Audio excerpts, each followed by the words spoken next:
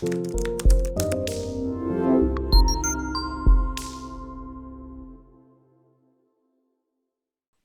do I discover and liberate my genius? How do you discover it? It comes down to asking the profound questions consistently. Who am I? Why am I here? What would I love to accomplish? Who would I love to serve? Why would I love to serve this? What do other people get out of this, me serving it? What does humanity get out of it? What do I get out of doing it? Physically, mentally, spiritually, financially. How does this help me become who I would love to be?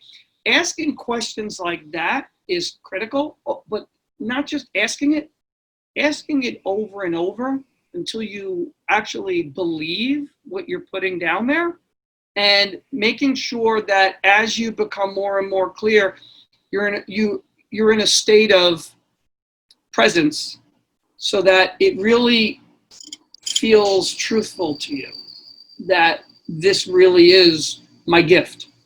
This is really why I'm here. Because we have, tens of thousands of marketing messages hitting our brain every day, looking for space and time, other people, around us, bombarding our brains.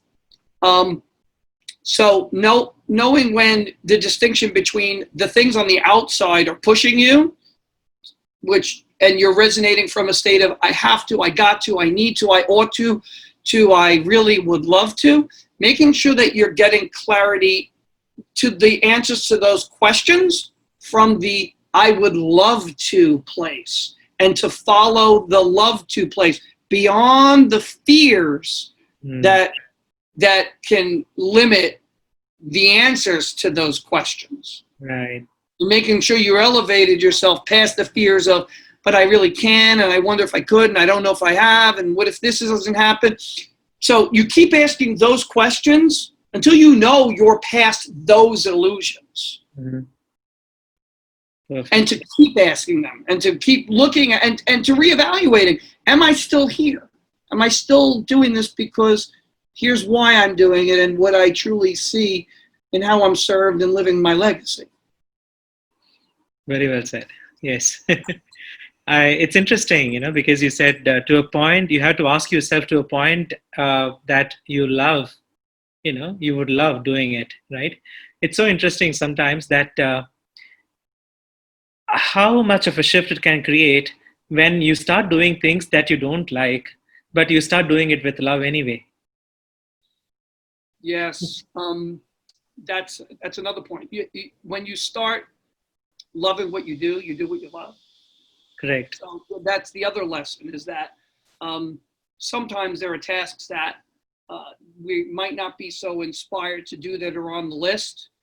But if we actually take the time to say, well, this is here for a reason, and let me appreciate going through this and see the value in doing it, and perform from a love to place, we actually shift it, and then we move further into the love to place. So there is also that dynamic also. By loving what you do, you get to do what you love. Yes, absolutely. Both has to coexist. Yes. Great.